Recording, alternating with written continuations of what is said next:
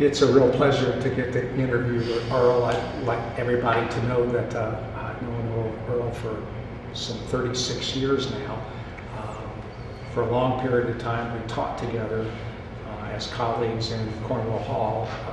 I audited one of his classes, and Earl audited one of my classes.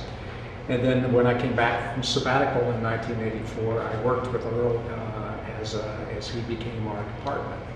He became our division head, and then later on went into the dean's office, and I had an opportunity to work closely with him there. And over the years, we've become also really good friends. So Earl, it's a real pleasure to be able to interview you today. I'm glad you're doing it. Good. Let's talk about when you first came to Marshall. What year was it that you came here? 1968. 1968. Did you have your kids then in 1968, or did they come with you to Marshall, or did they come after? Debbie did. We had all three of my children are adopted, and we had adopted her in Louisville before we moved here. The other two we adopted after we came here. Okay. What are your kids' names? Gosh, you asked me things that I can't remember. I know their names. Deborah, or Debbie as we call her, is the oldest, and she's the one who came with us. And then Chris is the middle child, and Christopher Eric is his full name, and Melissa, or Missy as we've called her, was the third. Debbie went to Marshall College. She did. She did. Graduated here with a major in theater and a minor in business. Gone on to be married and have 4 children. 4 children. Yes. So you're a grandfather with at least 4 from there. Well, 5. Melissa has one, and Chris is not married, and so he has not produced anything we know of. Where's Debbie live now? She and Melissa both live near Shelby. Deborah lives in Cherryville, and Melissa lives over in across the line in Cleveland County, nearer to Shelby. And Chris lives in Spartanburg. Spartanburg, okay. How old are your grandchildren? Oh, they range from 10 to 16. Great. When you first came to Marshall, who was the president and who was the academic dean? Well, of course, Fred Bentley was the president. Fred had come here in, 64, is that right? I think that's right. And I had actually known Fred before. We had gone to Southern Seminary together. I see. We were not close friends then, but we lived in the same married student housing at the time. And certainly never occurred to either of us that we would end up spending most of our professional life in the same place. Yeah. But he ended up being the person who hired me here and gave me my first chance to be part of higher education, and then also hired me as academic vice president and made that move in my life. So I owed him a lot. Was Dick Hoffman? No, Dean Lee was the dean then, but he retired the next year, and Dick became the dean, I think in 70. But I wouldn't swear to that. I think that's right. As far as you know, was there any special relationship between President Bentley and Dick Hoffman before Dick became the academic dean? I don't know the answer to that question. I have to assume because the president tapped him to be the academic vice president. Although, as I recall, there was more than one pretender for that job at the time, and my recollection is that Fred made him interim, and he never changed that. So he was the interim for his entire career because nobody ever bothered to make a change in the title. But of course, nobody thought of him that way. So he chose him for the job, and I have to assume that there was a good relationship there, and certainly that relationship grew and deepened over the years. I think probably Dick was maybe one of the few people who really saw inside of Fred's heart and mind. When Dick became the academic dean, did that begin the college's notion of service to the community or the community development program, or is that something that Dick had launched before he? Well, he launched it before he went into he was doing that when I first came here. He had the Community Development Institute going, and he had students out doing internships in all kinds of agencies around the county and in Nashville. So he already had that moving at the time before he became. And then that became a college-wide commitment after he became. Yes, yes. And he and the president were in agreement that that was the direction that the college should go. My sense of it was that Fred always supported that. Now it's a program that ebbed and flowed over time. I can't give you dates and times about this because my memory doesn't encompass it, but I know that there were times when that program became less active than it had been, and then had a resurgence of importance with some special attention paid to that by Dick, who pressed it, and by some people he brought here to speak at faculty workshops and so forth that pushed that idea. And then, of course, Dick was extremely adept at searching for grant money, and so he supported those community outreach programs with grant monies from any number of different places. And that was true before he became dean, and it was true for virtually all of his time as dean or academic VP until the very end of his tenure, when things sort of hit the skids in higher education all over the country, about in the early 80s, 83, 84. And then grant money became much, much scarcer, and we saw less of it here. As a faculty member who came in the early 1970s, my perception is that Dick Hoffman was sort of the idea man who was generating curriculum reform, new ideas and all that, where Dr. Bentley essentially stayed kind of apart from the academic program and did more with the relationship with the Baptist community and that. Is that a correct assumption? Yes, in my remembrance it is. Fred was not a micromanager. He tended, it seems to me, one of his great strengths was that he hired good people to do their jobs and then let them do it, and he supported them in doing it. And yes, I think there's no question that Dick was the strong idea man behind the academic program. Certainly the move toward competence-based curriculum, for example, for which he had a lot of assistance from Bob Knott at the time. We can develop that story if you want to. Dick had the ideas. He had the contacts outside the institution to bring good people to talk about them, and he knew where to search for the money to support them. And so he brought an awful lot of essentially soft money into the college, grants that were anywhere from 1 to 2 to 3 year grants. So he hired people and started programs and so forth based on it. Can you explain a little bit the three-way dynamic that kind of existed? You had Bob Knott on one hand and Dick Hoffman on another, and the president on another. It seemed to be that those three were sort of like the beehive, if you will, of the college in the 1970s when I came here. Well, Bob at that point was only here, I think, about, I can't remember how long Bob was here. He came the very first time, even earlier than that. He was here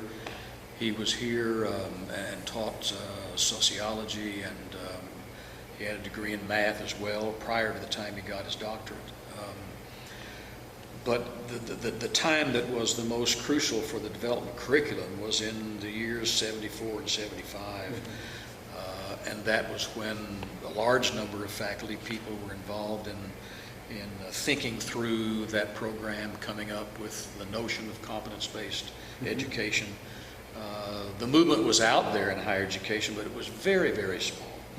When Mars Hill began doing that, there weren't but 8 or 9 higher education entities in the country that were doing it. And so the result was we were on the cutting edge of doing competence-based education.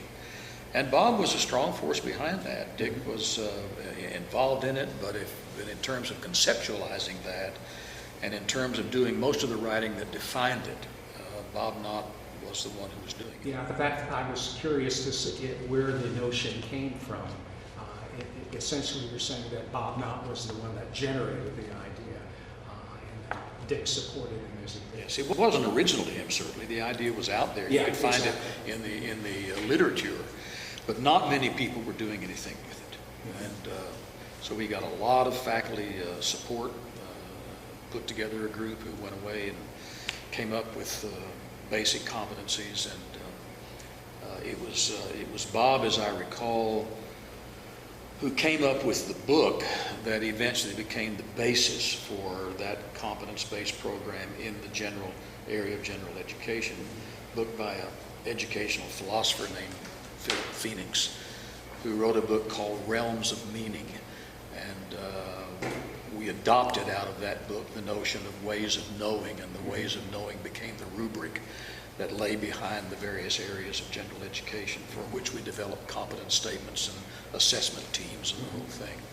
But yes, in sort of reviewing for the conversation today, I went back through files and found a number of things that Bob had written during that time that really conceptualized it. Dick wrote some too, but Bob, I think, was the primary driving force behind the conceptualization.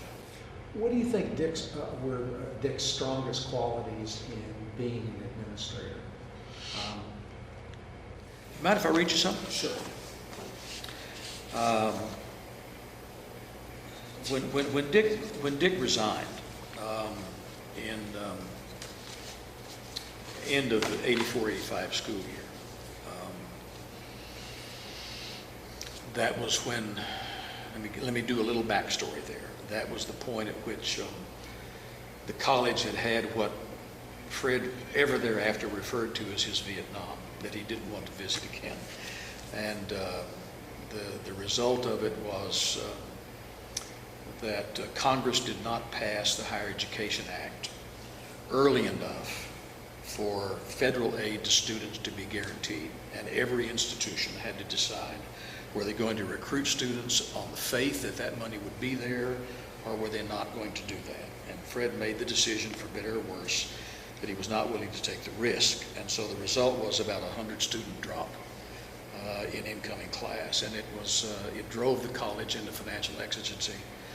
And Dick was the one, unfortunately, had to preside over that in terms of people being let go. So he resigned. And I wrote him a letter then. And the reason I'm reading is because it really, I think, answers, from my point of view, the question that you've asked. And I won't read all of it, but I said that while I was hired during Dean Lee's tenure, he had been the sort of fearless leader as academic dean for the 17 years at that point that I had been here. Fearless you were, as you had been as a teacher and as director of Community Development Institute, steering us into uncharted and risky waters from the start. But many of us found our sea legs in those years of testing new ideas, trying novel, often unpopular, and sometimes less than successful ways of teaching and learning. We learned to dream, to invent, to imagine. You helped us to succeed, allowed us to fail, modeled an unfailing enthusiasm and a tireless energy, and made us feel that even when something didn't work, it was worth the effort. You led us into a golden age of the college's life: national prominence, opportunities to travel, speak, consult, construct new programs, study, and learn, a time of unparalleled excitement, ferment, confrontation, and collegiality. Not everybody agreed, but no one was bored. And I said, in a world where academic deans are supposed to be a hard-nosed SOB, you successfully and humanely led the faculty as a sensitive and caring man. I felt that strength of your concern and support for me personally many times.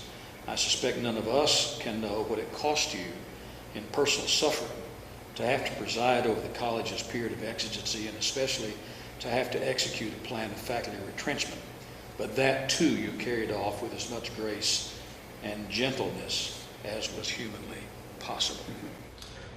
Can you do the same thing with Dr. Bentley, the qualities, the strongest qualities that you saw in him as president of the college? At Yes. least into the part that we'll talk about the Vietnam thing in a little bit and, Okay. and post-Vietnam. I got But what ahead did of you you. see of his qualities? Well, and again, there are a couple of things I read excerpts from here because they list some things that my memory would not be good enough to do. But I think the essential part was what I said earlier. I think that when Fred came here, he was the youngest college president in the country, and he often said that he got by with doing a lot of things because he was too dumb to know he couldn't do it, and so he did it anyway. I think as I said, he hired good people. He was not a micromanager. He let people do their jobs. He was encouraging, I think. He gave emphasis to the faculty, it seems to me, and to the educational programs by supporting those people who were doing that. The very first thing he did when he came here as president, even before I got here, was not to build a building, even though he built, I think, 11 of them during his time here. The very first thing he did was attend to faculty salaries. He did something with that needed to be done. He got the retirement program going, which had not been in place.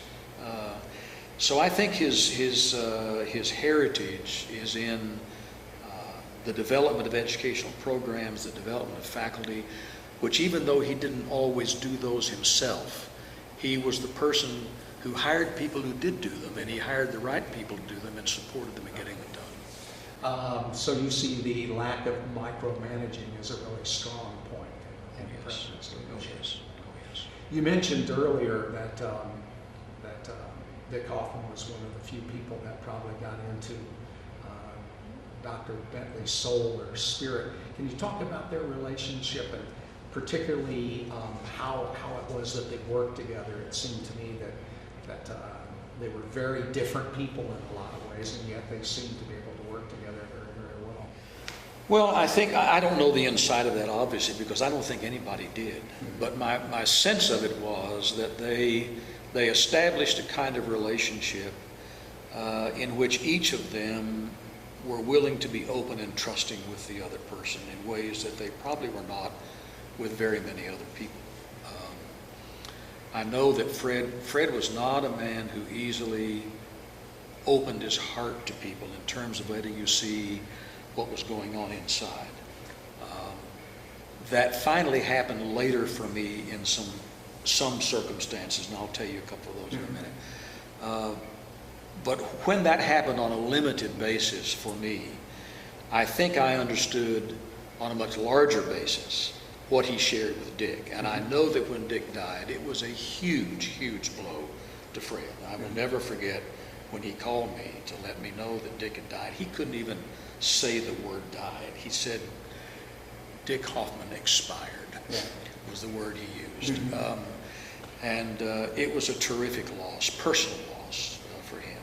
Because even after Dick resigned from the deanship, he stayed on as a special assistant to the president. And I think that role that Fred gave him was an indication of how very important Dick was to him personally, both in the personal sense and in the personal professional sense. They simply G'd and hawed, and I have to assume that what I saw in Fred in terms of his support for me when I was in that position, his willingness to be supportive, had to be true for Dick as well. Right. Let's put you in the picture now.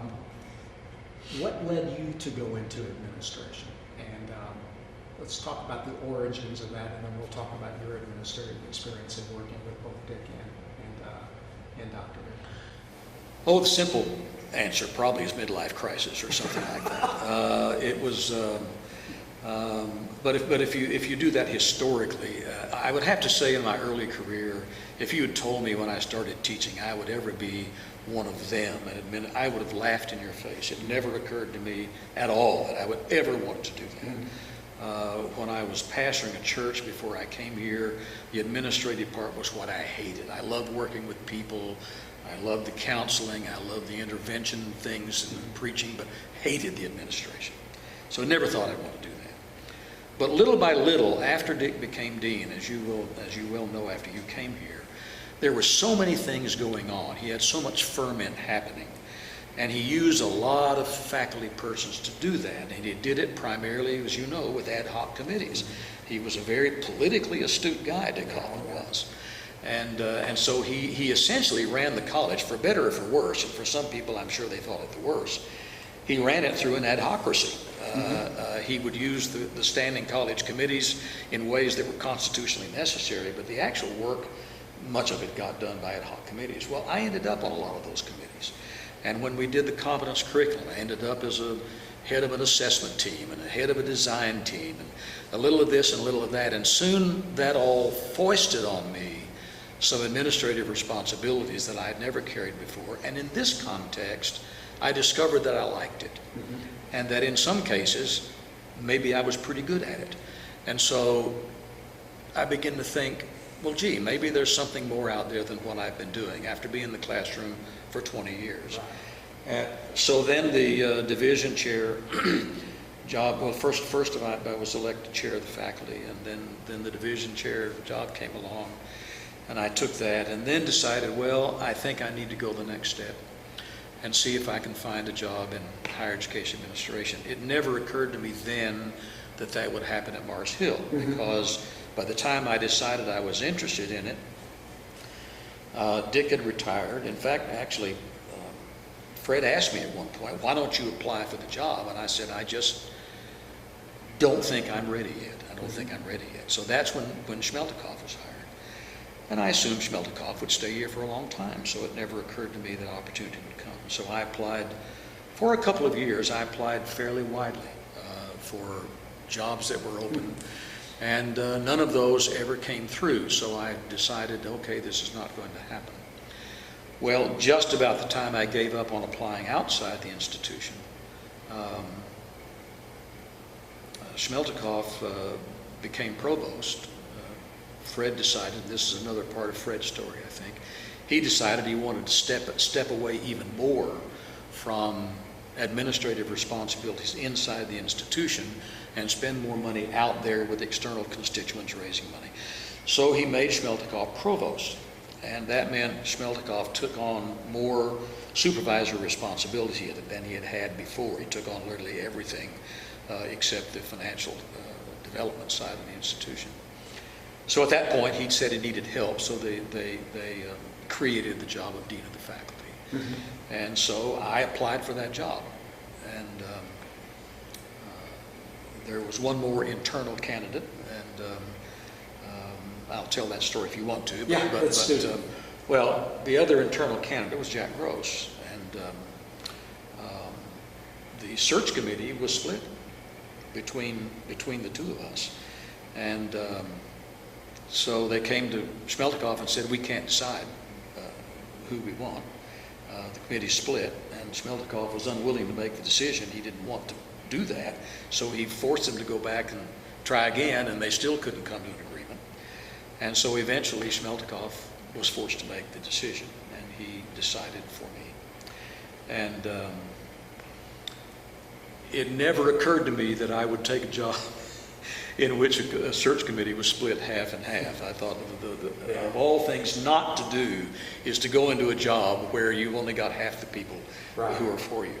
But I wanted to do it and decided I would do it anyway. And so I went straight from Schmeltikoff's office to Jack Gross's office and sat down and said, this is what's happened, and I want to be open and up front about this, and let's, you and I, talk this through. And we did, and it was fine. Good. And then 2 years later, Schmeltikoff left and went to Baylor. And when he did that, at that point, Fred decided he wanted to come back in out of the cold, as it were. And so he changed the job from provost to academic vice president. And I moved into that job then, and then kept it for 11 years.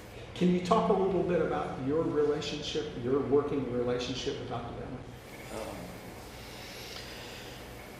Again. He let me do the things that I wanted to do, and he did not micromanage me. We're back to that whole thing again. And let me give you two illustrations of that, I think, that are metaphorical and symbolic, I think. One of them was that every year that I worked with him,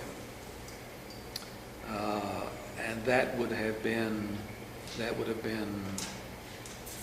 8 years, he always found a way to find a time, and usually it was right after commencement, when we would come back from, then we were doing it in Moore, come back from Moore, come upstairs, take off the robes and all that sort of thing. And he would call me out on the balcony there at Blackwell overlooking the Koala. And there he would talk about the good things that had happened during that year. And he would talk about what a good team he thought we made. And he would be affirming. Now, it's not that there weren't problems. Lord of mercy, in those days the problems were plenty of problems. Hard times in terms of finances and retrenchment, the whole thing. But in spite of all those hard times, he would always find a positive way to put a button on the year, even though the next day was another work day, the end of the academic year. Put a button on that and say, here are the good things that happened, and I think we did this well, and you did that well, and we make a good team. That's symbolic, I think, of the way that I felt support from him. The other one happened as a result of a situation with two students here. He and I were in San Antonio for the annual SACS meeting, Southern Association of Colleges and Schools. And while there, we got a phone call from back on the campus that two female students who were gay, had used the Peterson Conference Center as a kind of commitment marriage ceremony for the two of them. And campus was upset, and he got the word, and it was a potentially explosive situation, enough so that we left that SACS meeting early and flew back here. Well, the decision that Fred made at the time was that he needed to expel the two students. Eventually, a compromise was reached. Paula Dempsey, who was then the college minister chaplain, the two of them worked out a compromise where he allowed the two students to withdraw from school without the possibility of re-enrolling, which was the same result, but was a kinder solution for the two students. Mm-hmm. But at the time, when he decided to expel them, I strongly disagreed with that decision. And I really found myself in a tough spot. I felt like I owed my loyalty to the president if I was going to work for him, I did not believe I could be in a rebellious situation with my president. That carried over to later things. And so I got home and I called him on the phone. I said, Fred, I'm in a tough spot. I said, I don't agree with what you've done. In fact, I strongly disagree with it. And I don't think I could be in a position of disagreeing with you about this kind of major decision. And therefore, I'm telling you that I'm perfectly willing to resign if you want me to. And he never missed a beat. He said, you don't have to agree with me. This is my decision. I'm going to stand by it. But you have your values, and you are perfectly within your rights to not agree with his decision, and I do not want you to resign. Well, that's, if you will, a symbol and a metaphor for a man who valued loyalty. He always valued loyalty, but who was willing for his second in command, if you will, to disagree with his decision and to be public about that and still support. Interesting. One of the things that I remember of Dr. Bentley taking a large role on campus during a crisis was when the Japanese student committed suicide.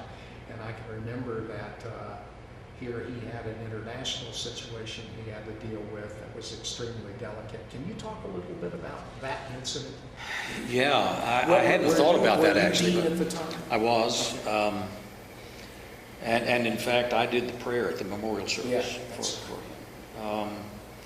Well, as you know, it was a student who obviously had difficulties we didn't know about, and over the break, he hanged himself in his dorm room from the closet hanger, and was found there after he'd been dead for some days. Well, of course, the parents came over here, and it was a tough situation. Fred took that by the horn from the start. I mean, he never let that get ahead of him. He dealt with the parents. We put together a memorial service here that was very, very tastefully done. I think the parents came.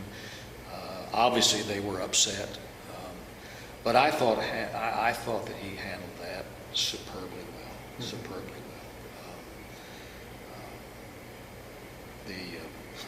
well. I remember being asked to do the prayer and knowing that this was not a Christian student. Yeah, right. And so I very deliberately did a prayer that was not sectarian at all, and actually got some criticism from people for doing that in that setting. But I thought it was the right thing to do, and Fred thought it was the right thing to do, and so I thought he handled it very well. I was amazed at how culturally sensitive he was to that issue. He would ask, what was it that Japanese do and all of that. I thought it was a classic example of really strong presidential leadership at that time, exactly. Who helped the community deal with, played the leading role in helping the community deal with an event that was both shocking and very, everybody felt very sad about it as well. Yeah. Well, I think your word is the right one. He was culturally sensitive and did find out everything he could about what could we do that would make them feel as good as they could about this. Can you talk a little bit about his? Was Frances Nelson still in the office when you went up to Blackwood? Yes. I can't remember when she retired. I know that when Dick resigned, he moved into the office that Frances had, right. And so I'm assuming that she had retired by then. So I guess no. The answer is no. She had retired by the time I went up there. But certainly she was a very important presence on campus for most of my time here up until then. I think she probably knew more about what went on than anybody around. She'd been through 3 presidents, and she pretty much ran the administrative team meetings, at least early on. She handled virtually everything. When I came here, she helped me find a house. She saw that my name was in the phone book. She did all those kinds of things. And I think Fred depended on her a lot. In your period of time that you were as an administrator, what did you see as your strongest abilities, strongest characteristics that helped you do the job well? Well, in terms of accomplishments, I'd have to say that accomplishments that lasted. In terms of curricular stuff and educational programs, not very much. It was a tough time, and it became, in my years here, became much more of a managerial job than it had been in Dick's days. Dick was an innovator, and he had the funds to do it. And I think innovation probably never was my strongest suit.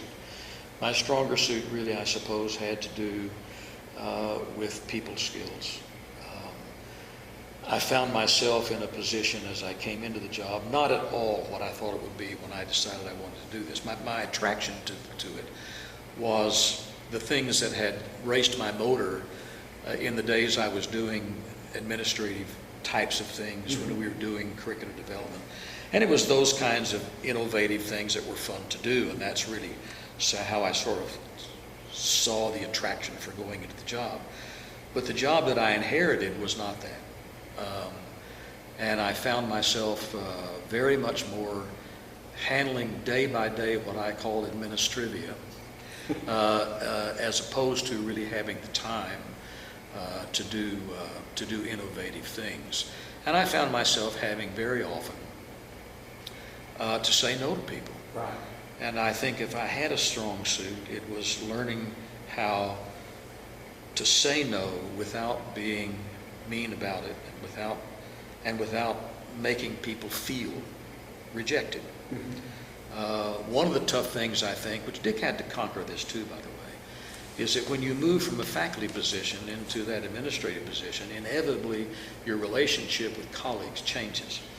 And I can remember Dick talking about that when he became dean, that he had to find a way to find a different kind of path without losing the collegiality and friends that he had, but necessarily relating to them on a different level because he was in a supervisory kind of position and having to make decisions that didn't always please everybody.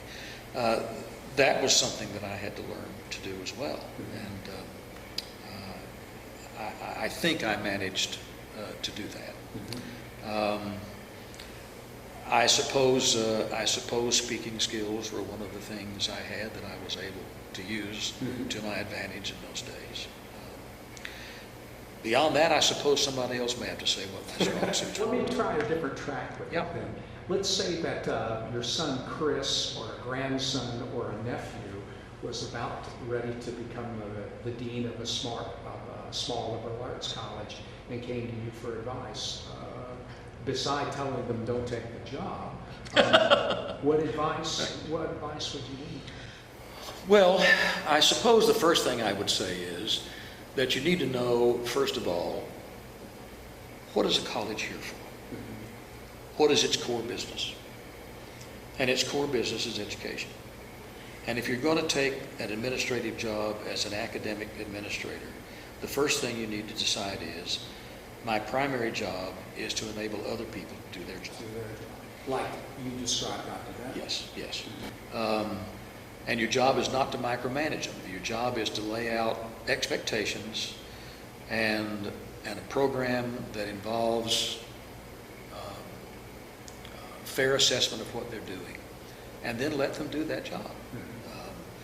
So the job is not to create things for yourself to do or to aggrandize yourself, but rather to try to do the things that will help them do their job.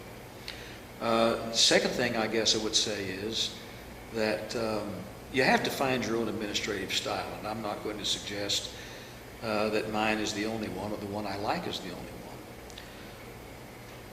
But from my point of view, an academic administrator, particularly one who's a chief academic officer, but also presidents, I think need to learn how to be collegial in what they do. I'll never forget a little plaque that sat on, I think it was on Bob Knott's desk, and I saw it and copied it, and I kept it on my desk for as long as I was doing that job, both here and when I went to Gardner-Webb. And it said basically, with regard to any decision, who will be affected, who needs to be consulted, who needs to be informed. And I tried to say to myself, and I would say to anybody else taking the job, those are the questions you need to ask. Anytime something is going to happen, always ask yourself, who's going to be affected by this? Who do I need to talk to about it and consult about it before I do it? And who needs to be informed about it? That kind of collegial administration is what I tried to do and what I think is most effective in a college situation.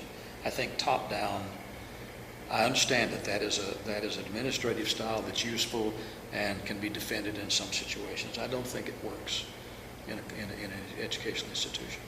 That's very helpful.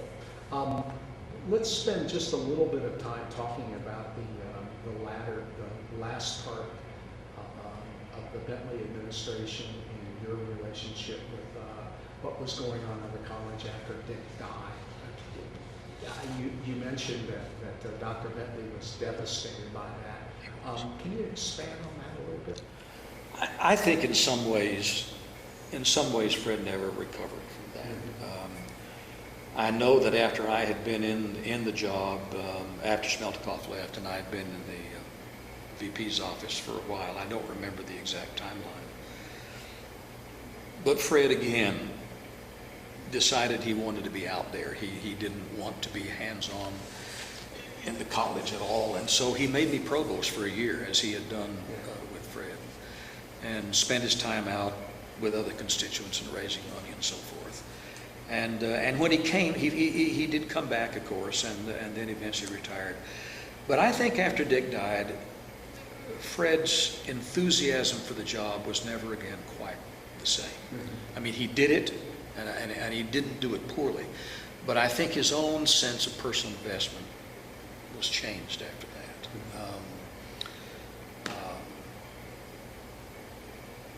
At one point, I thought he might very well actually leave the institution and take a job with Southern Association.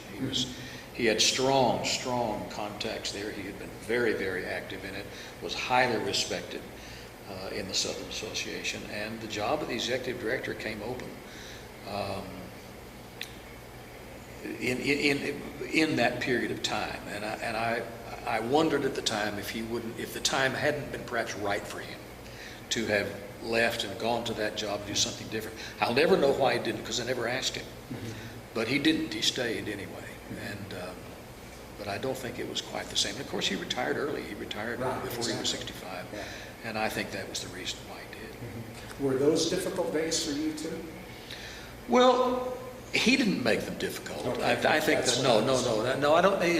My relationship with him did not become difficult during that time. I think the only time that it became a little strained, and I don't remember exactly what year it was, but it was one of those years, as you well remember in that time. There were times there were no faculty raises. What goes around comes around. But there were no raises because times were so difficult financially. And there was one of those times when the faculty got very, very upset because of that, understandably so.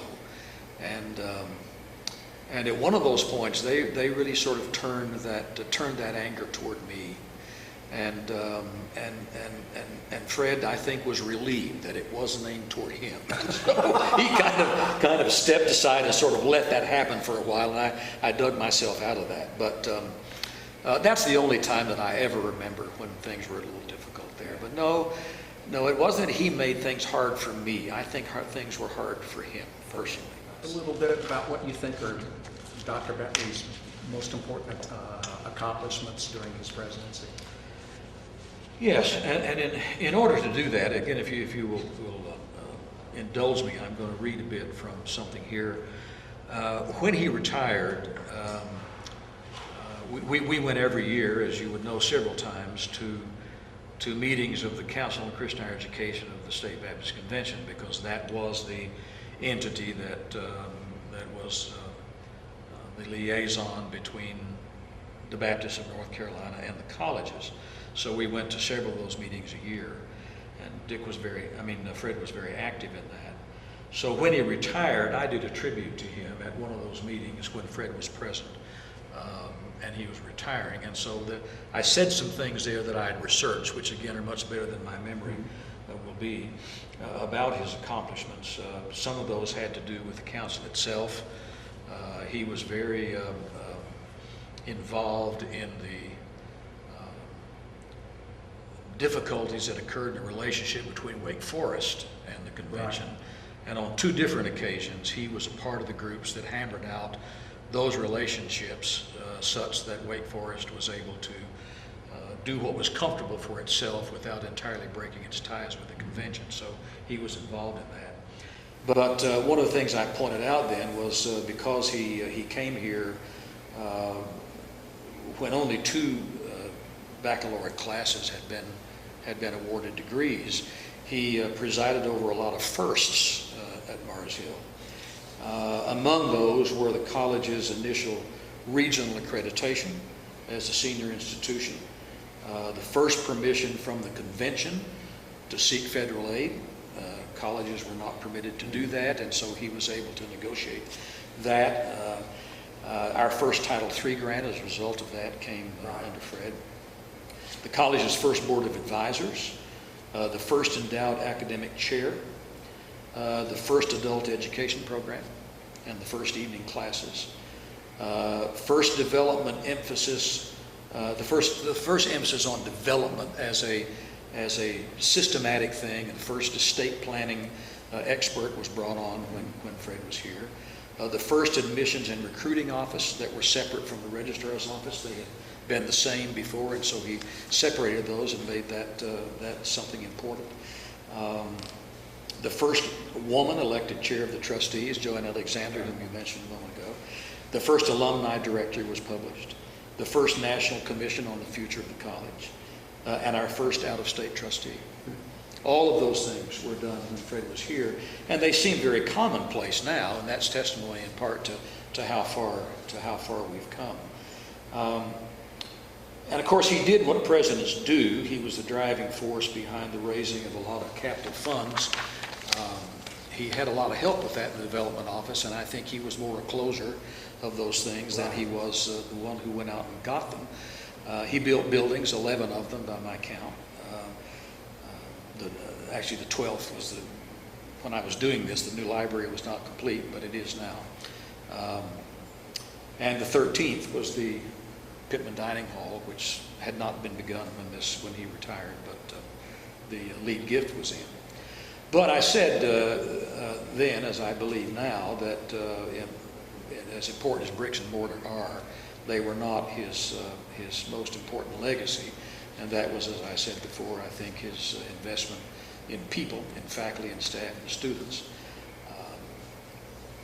I think, and I said this both here and at his memorial service, that if there was a more important legacy for me personally than this, I don't know what it was, and that was his absolute, tenacious, unwavering commitment to academic freedom, freedom of inquiry.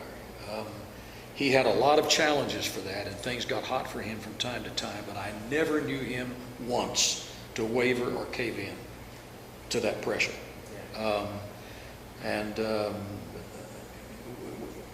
Most of us know that the faculty person who probably was the lead in that was Jinx before Fred ever got here. But Fred picked up on that, and he also was a huge champion of that.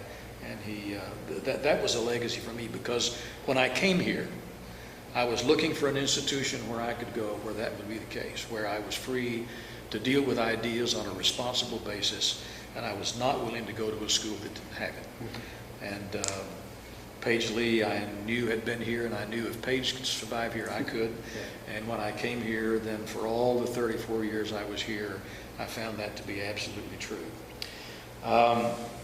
But there were also dozens of programs initiated during Fred's tenure, and here are some of them. Upward Bound, Career Guidance, Christian Education Ministries, the Outstanding Teacher Award was established while he was here, the Bonner Scholars Program, and all of the money that made that possible. Mm-hmm. The Computer Master Plan for the educational program, a half a dozen major curricular reforms, commitment to service and to service learning that spans virtually all of his tenure.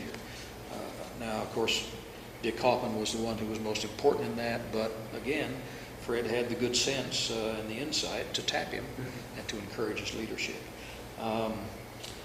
I don't know how much money was brought in during Fred's tenure. At least $6 million is what I could remember at the time. And in addition, he nurtured people whose interest was in providing scholarships. Most significant were the Marshbank sisters, those scholarships, and Wesley Grayson, who between 78 and 92 gave the college almost $9 million to endow the scholarship program.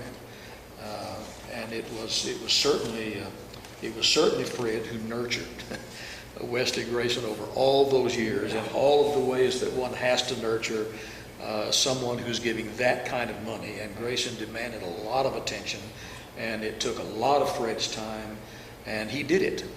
He absolutely stayed on top of that to ensure that money, which was so important and still is, came into the institution. And then later on, he was elected president of the Southern Association of Colleges and Schools, and by the way, the first North Carolinian ever to be so honored. Yeah. Earl, did you have a chance to socialize outside of Marshall College with either Dick Hoffman or Fred Bentley, and what were they like in a social situation where they weren't the president or they weren't the vice president for academic affairs? Oh, it's called let down your hair. Yeah, exactly. and both of them were very, very able to do that. And I traveled with both of them together and separately on many, many different occasions to meetings of various kinds and so forth. And they were great fun to be with. Could leave the college stuff behind and and were great jokesters and sometimes practical jokesters. I remember this because my wife and I still do it on occasion. I'd never thought of this before. I was out with Fred one time someplace to eat, and someplace that we had not been. And he sat down, and the waiter came to take our order, and Fred said, he said, "What do you want?" And Fred said, "I want you to feed us. I want you, you know what's good here. I want you to bring us 3 courses, and you decide what we shall eat because you know what's good." And he did that, and it was wonderful. Oh, great. And I've done that from time to time since, just because it's a fun thing. Never would have occurred to me in 100 years to do that, but it's kind of the way he thought about eating good food. Neat. Yeah.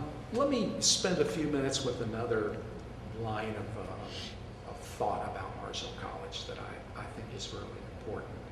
And that is, ever since I've been here, there has been a strong commitment to the notion of an integrated liberal arts program.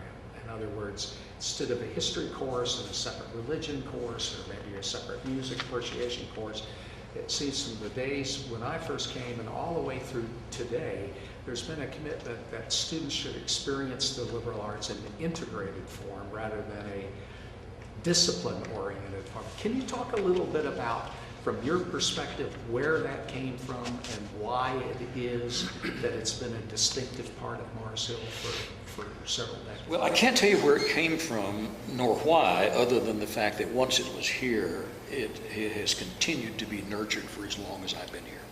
Because it was really here when I came. When I came in 1968, there was already a course called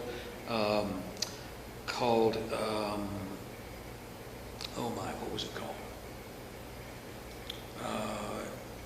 Maybe it was called Humanities. I've forgotten exactly what it was, but it was already here when I came.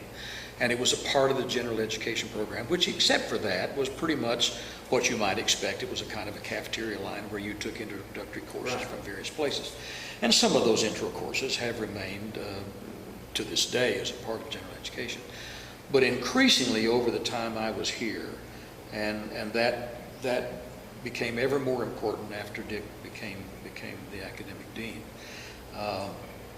was the inclusion in general education of interdisciplinary courses. And again, I'm looking at notes here because the current program wanted to do a brochure, and they asked me to sort of research this, and so I went to the registrar's office and pulled down catalogs from as far back as I could find to try to find a kind of history of what interdisciplinary education has been here, and was able to do that. So the first interdisciplinary courses, which were 2 3-hour humanities courses, were in 68, 69, the first year I was here. Then in 71, 72, they were called Human Societies courses, and there was a freshman seminar, a part of that, which is one of the things that Dick did. It was becoming something being done on a national level, a kind of welcome to college and how to survive it sort of thing, which we fiddled with in many ways over many, many years, and that still exists actually in the current curriculum. And then a mini semester experience was added as a general education requirement when we moved to a calendar that was called a 41412, where you had one course that you took during the midterm, and that was almost, not always, but almost always interdisciplinary. At least people were encouraged to go outside their comfort level to deal with courses. I remember one that a number of folks did in that was called Spaceship Earth, and it involved people from religion and literature and political science, a number of different areas that we drew students into. Then from 74 to 87, the program, as well as a lot of majors, were defined by competence or outcome-based educational theory, and you remember all of that. That was again, the Bob Knott era, 74, 75, when we developed those competencies, and Mars Hill became a kind of national leader in that movement. The statements were written in 74, 75, and the new curriculum instituted in 76 and 77. And that curriculum, as we said, based on ways of knowing, stayed in place for a little over 10 years. In fact, if you look back, that's sort of been the model. We have stayed with a program for about 10 years, and then a re-examination of that will occur and something new will come out of it. And I never thought of that as anything but a healthy thing to do. Yeah. It required the faculty to step back and say, what are we trying to do? What do we want students to learn, to know, be able to do, and how's the best way to do that? And I think the competence-based program encouraged that kind of thinking. And I think even though the competence-based part of that has in some ways gone away, it's remained because the notion of assessment has become so ingrained in the accreditation process in virtually every accrediting program I know anything about, that our early entrance into that has made it easier for the institution to adapt to those assessment requirements because we got into it at a very early stage. So all of the programs which have been in place, that one stayed until 87. In 87, 88, there was a new program composed of a core and distribution courses. It had a first-year experience again. It had core interdisciplinary courses, which included religion, history, philosophy, and interaction with culture and ideas. It included the synoptic course, for example, that had talked about worldviews and thinking the world together in ways. One optional interdisciplinary course was called Ethics, Science, and Technology, which was designed to be team taught by someone from religion, philosophy, and from the social sciences and from the natural sciences. The current program was phased in beginning in 01, 02, called the Liberal Arts in Action. And the 5 courses in the Commons are, in my judgment, the most self-consciously interdisciplinary courses in this whole history of courses, in the sense that they have self-consciously drawn in people from virtually every discipline in the institution to teach in those courses, and they have approached issues that are topic-based from a number of different perspectives. So I don't know, frankly, of any institution, there may be some, but I don't know any that have a longer history of dealing with general education and the liberal arts in an interdisciplinary way any more steadfastly or consistently than Mars Hill College has done. I think it's one of our great strengths. Program that comes from top down or bottom up?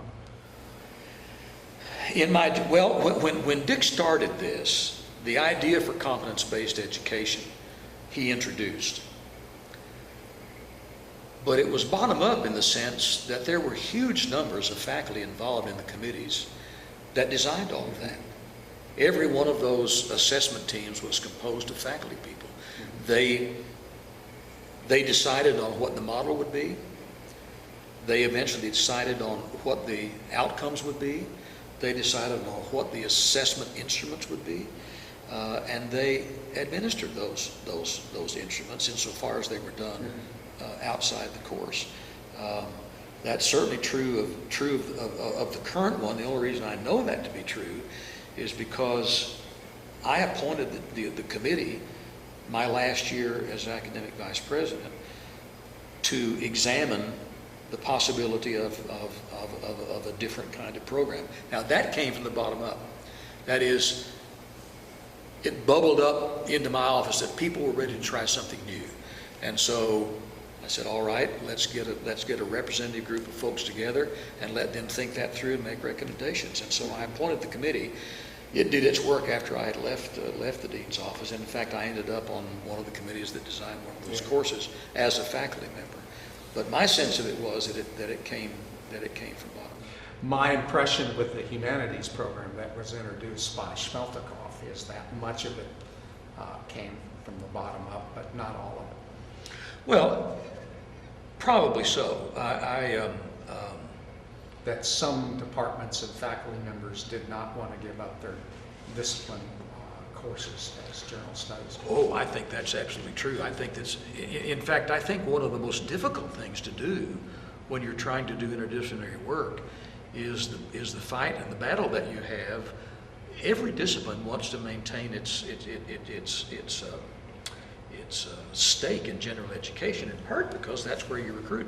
Mm-hmm. You recruit people from interdisciplinary courses. So giving that up is not an easy thing to do. Once the, at least in terms of the current program, once that was developed, went through all the steps, curriculum committee to the faculty and so forth, then there were disciplines, many of whom gave up their courses. Religion did, I know, for example. I think history probably gave up, as far as general education is concerned, its Western Civ courses to be a part of that. So while I don't think that when you talk about bottom up, it doesn't mean that there is no administrative leadership involved in that, and sometimes that can be heavy-handed and sometimes it's not. It may have been more heavy-handed under Smeltikoff. I confess that my memory of that is not probably as good as yours. But, I think we're finished.